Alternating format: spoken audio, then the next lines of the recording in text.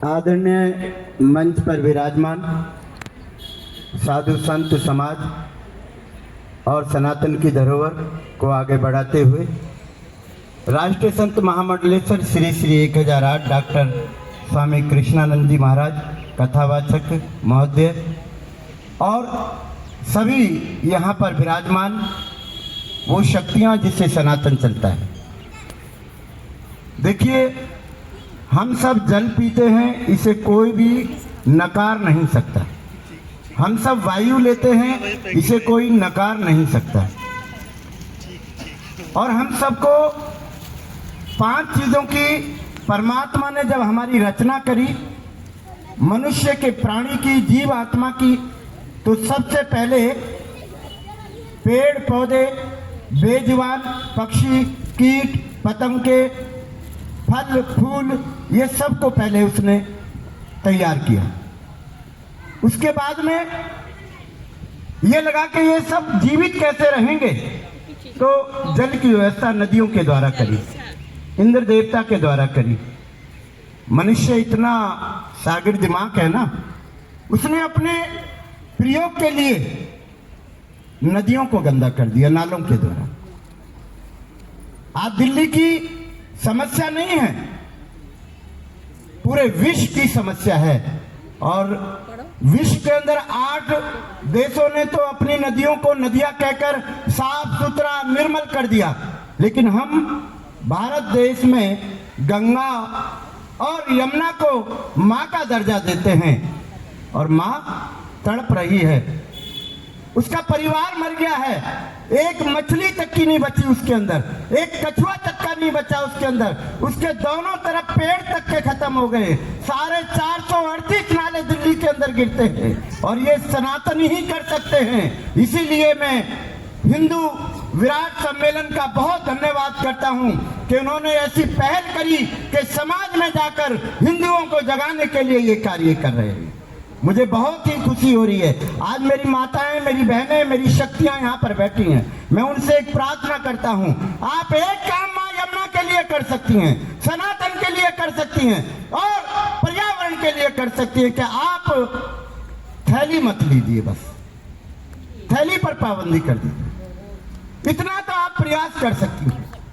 माता भी कर सकती हैं, बहन भी कर सकते हैं, भाई भी कर सकते हैं, बंधु भी कर सकते हैं।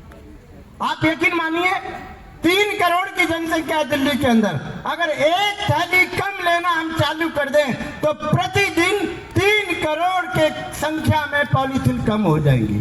यानी 11,000 टन पॉलीथीन नालों के द्वारा मां यमुना में 80% जाती है, जो जल साफ करके हम सबको दिया जाता है। पीड़ा है, हम सबको जागना होगा, नहीं तो विरासत में यही कहेंगे ये मेरी नदी थी मां यमुना, और हमारे बच्चे कहेंगे ये नाला है। पापा ये नाला है, बाबा ये नाला है, नानी ये नाला है, गंदा है, यहाँ बदबू मार रही है। और हमारी उम्र से जो पहले थे वो क्या कहते थे कि निर्मल जल बहता था, डुबकी लगाते थे, मछलियां दिखती थी, आनंद आता था, चारों तरफ सुंदर सुंदर उसकी किटकारियां, उसका जो कंपन होता था वो सुनाई देता था। और आज वहां खड़ा नहीं होता, इसलिए क्योंकि हमने उसको गंदा किया है। हम दोषी हैं, सरकार दोषी नहीं है। सरकार के नाले हैं, कचरे तो हमारे हैं, इस पे तो विचार करना होगा ना।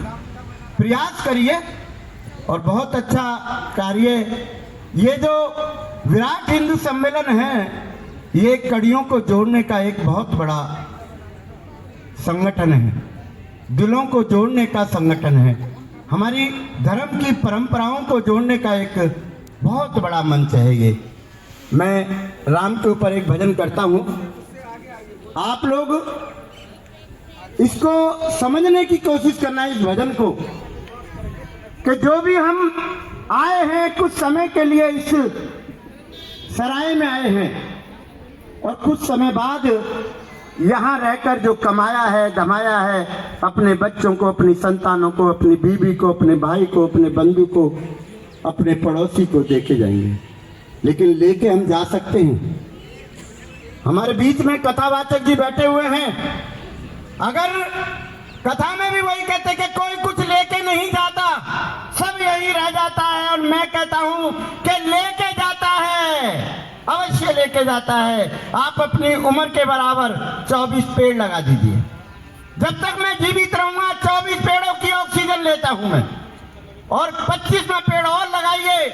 जब काटी जाएगी तो 7.5 मन लक्कड़ लगती है, वो भी तो किसी पेड़ की है ना, वो भी तो किसी ने लगाया होगा ना, वो भी तो जीव आत्मा होगी ना, वो भी तो सांसें ले रही होगी ना, वो भी तो ऑक्सीजन दे रही होगी ना, वो भी तो फल दे रहा होगा ना, वो भी तो किसी चिड़िया का घर होगा ना, वो भी हम साथ लेके चले गए। अरे किस पे घमंड करते हो? जब काटी जाती है तो 4 आदमी साथ जाते हैं, क्या हम उनका कर्ज उतार पाते? कभी नहीं। मां यमुना को स्वच्छ करने का बहुत सरल तरीका है। सरकार अपना काम करती रहेगी, सरकार से हम लड़ाई नहीं कर सकते, ये पक्का है। सरकार से लड़ेंगे तो कल यहां मंच पे दिखाई नहीं देंगे, मेरे यहां पर पुलिस खड़ी होगी। तो इसलिए करना क्या है, छोटे छोटे प्रयोग। पॉलीथीन मत लीजिए, बस एक थैला ले लीजिए, 40-50 रुपए का आता है, उसमें सब्जी लाइए। और अगर पॉलीथीन आ भी जाती है तो उसको एक बोतल में, या फिर जो गाड़ी आती है MCD की, उसको एक जगह इकट्ठा करके उसी में डालिए, बाहर मत डालिए। आइए हम सब 3 बारी, क्योंकि यहाँ गर्मी सी हो रही है और निंद्रा में भी चले गए बहुत से, भोजन भी नहीं मिला, प्रसाद भी नहीं मिला। महाराज जी ने पता नहीं क्या इंतजाम करा, जल भी यहाँ पे मिल नहीं रहा है लोगों को, तो मन में कुछ विचार उनके चल रहे हैं। तो 3 बारी जोर से बोलेंगे, कुछ एनर्जी आ जाए। जय श्री राम, जय श्री राम, जय श्री राम, जय श्री राम, जय श्री राम, जय श्री राम। एक भजन में 2 लाइन का करता हूँ, आप भी आनंद लीजिए उसका। राम का सुमरन किया करो, प्रभु के सहारे जिया करो। राम का सुमरन किया करो, प्रभु के सहारे जिया करो। जो दुनिया का मालिक है, नाम उसी का लिया करो। जो दुनिया का मालिक है, नाम उसी का लिया करो। राम का सुमरन किया करो, प्रभु के सहारे जिया करो। जो दुनिया का मालिक है, नाम उसी का लिया करो। जो दुनिया का मालिक है, नाम उसी का लिया करो।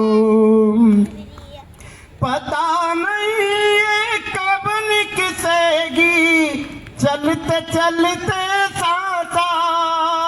पता नहीं ये कब निकसेगी, चलते चलते सांसा।